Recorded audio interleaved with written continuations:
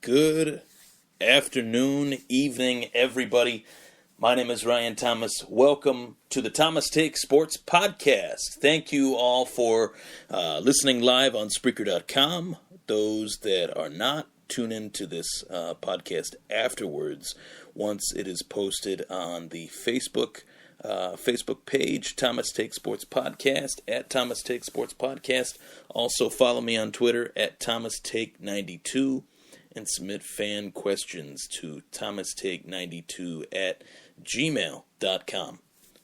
Let's get right to it. UFC 207, December 30th. Ronda Rousey returns to the octagon after a year-long layoff. Obviously, we know why.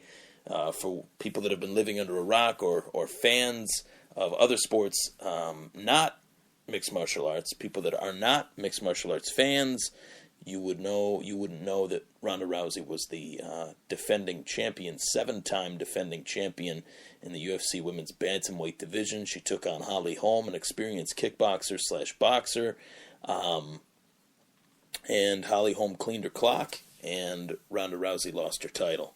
What has gone on in the last year has been a musical chairs game of the women's bantamweight title. And now Amanda Nunes has the women's bantamweight title after she had won it from Miesha Tate, after Miesha Tate had won it from Holly Holm. So a complete musical chairs at the women's bantamweight division.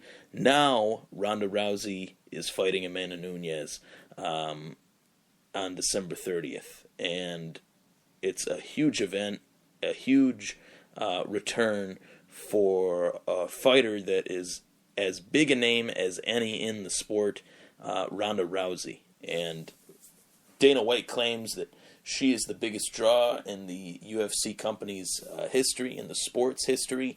I would say Conor has her edged out now, especially after he stayed active throughout 2015 and 2016. While Ronda was on the layoff, Conor was really building himself up as the biggest superstar of the sport. But in terms of crossover appeal, what Ronda Rousey has been able to do, featuring herself in movies and stuff like that, I could see why Dana White would say that for those reasons. But this is a very interesting fight because we saw Ronda Rousey go head-to-head against Miesha Tate once, twice, finishing her via armbar, and that's how she had finished the majority of her first few opponents in mixed martial arts, and during a few of her title defenses, Miesha Tate and Liz Carmouche. And now she's going up against a girl that is just as well-versed as she is in Brazilian Jiu-Jitsu, and she's going up against a girl that is just as well-versed as Holly Holm is in the striking department. So I made it pretty clear on previous podcasts with David Poole, good buddy of mine.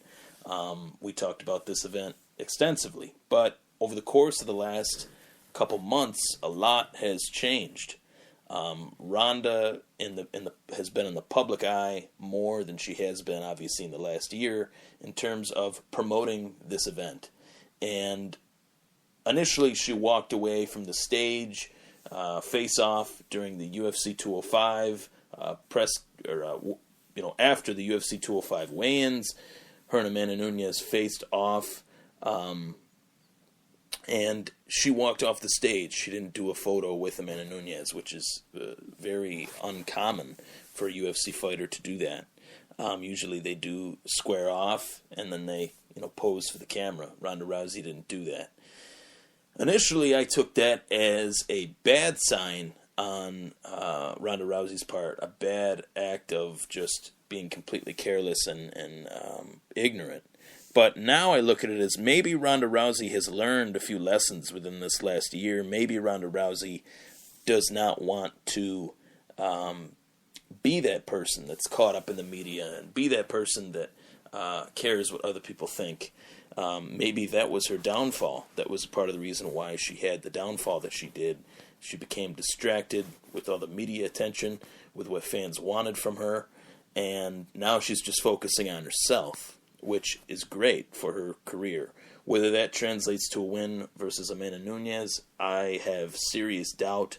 I think Amanda Nunes is going to win this fight, but I think Ronda Rousey will put up a fight. Initially, I thought Ronda Rousey would get destroyed, but now, as I see the shape that Ronda Rousey is in, I see how serious she is about this fight.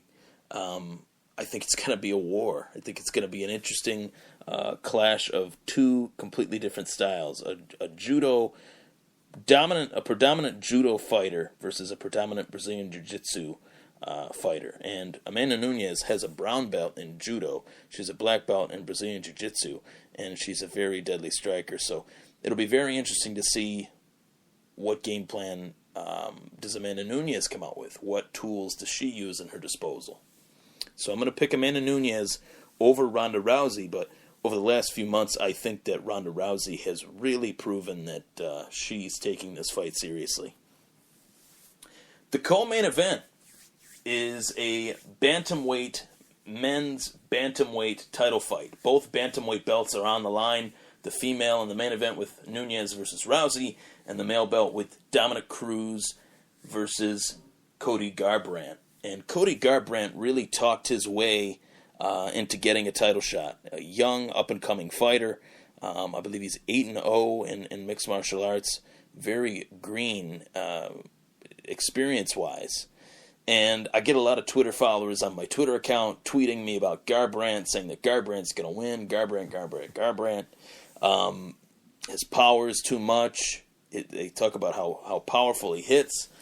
What people don't understand is that Dominic Cruz centers his ability on throwing punches and not taking punches. Hit but not get hit. Dominic Cruz has one of the most unorthodox, frantic styles I have ever seen from a fighter, even as a boxer, even in boxing or MMA. His boxing is very crisp. He's constantly looking to counter.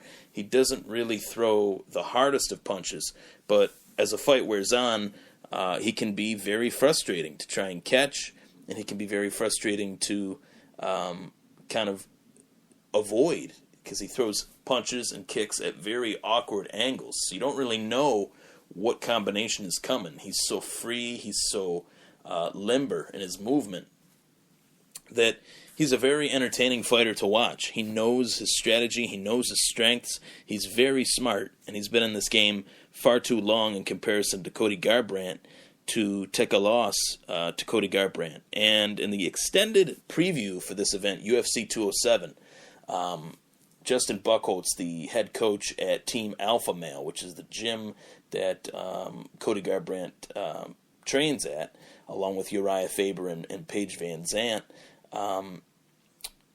there's been the fighters are all great fighters, but Justin Buchholz says that he has trained for Dominic Cruz for 27 rounds. We fought 27 rounds against Dominic Cruz. We know how to beat him. And in those cases, he's talking about Uriah Faber 1, 2, and 3, and T.J. Dillashaw, I'm assuming. And Faber lost 2 of 3 versus Dominic Cruz, and Dillashaw lost his belt to Dominic Cruz, and that's why Dominic Cruz is the current champion. So, it's not really one of the smartest things I've ever heard a head coach say. He's talking about how we prepared for this guy for 27 rounds, and yet they've lost to him 3 times, 3 out of 4 times that the gym has prepared a fighter to fight against Dominic Cruz. They've lost 3 out of 4 times. It was very silly, and it looked really bad. And the last time the first time in which Uriah Faber fought Dominic Cruz, he won that fight, and it was quick. It was when Uriah Faber was during his heyday, and it was a featherweight title bout in the WEC back in, I think, 2008, 2009. So that was a long time ago. So Justin Buchholz must have to do a lot better than what he has done in preparing his fighters for Dominic Cruz.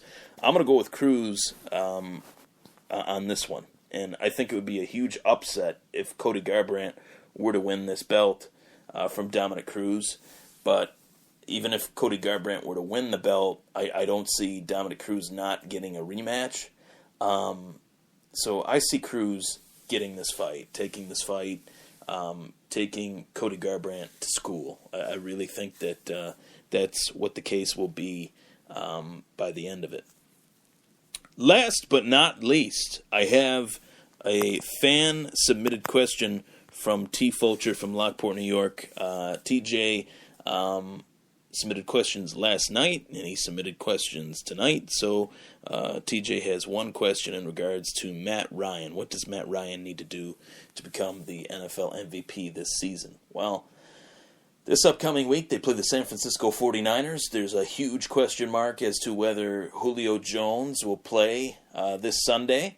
So that will be a big loss for Matt Ryan. And a lot of people say Matt Ryan is as successful as he is because of the fact that he has Julio Jones, which is like saying Joe Montana was successful only because he had Jerry Rice.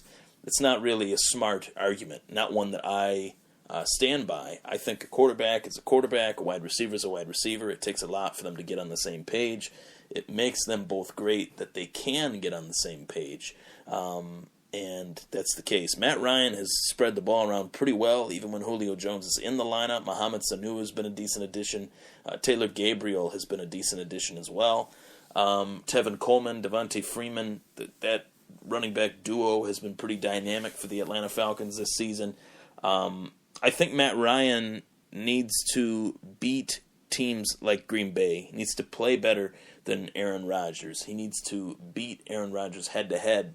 He needs to beat Russell Wilson head-to-head, Cam Newton head-to-head, Drew Brees head-to-head, who's in his own division twice a year. So he has some tough, and it's Cam Newton is as well. So he has some tough competition, within his division of two big-name quarterbacks. And I think that's part of the reason why he gets lost in the shuffle a little bit, because you have Drew Brees, who's easily first ballot Hall of Famer, one of the best quarterbacks of all time.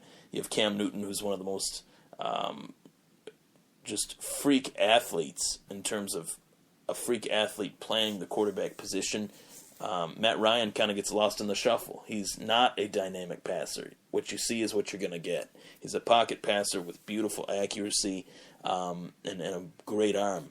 And he gets lost a little bit. Maybe once Drew Brees retires, Matt Ryan could, reach that upper echelon.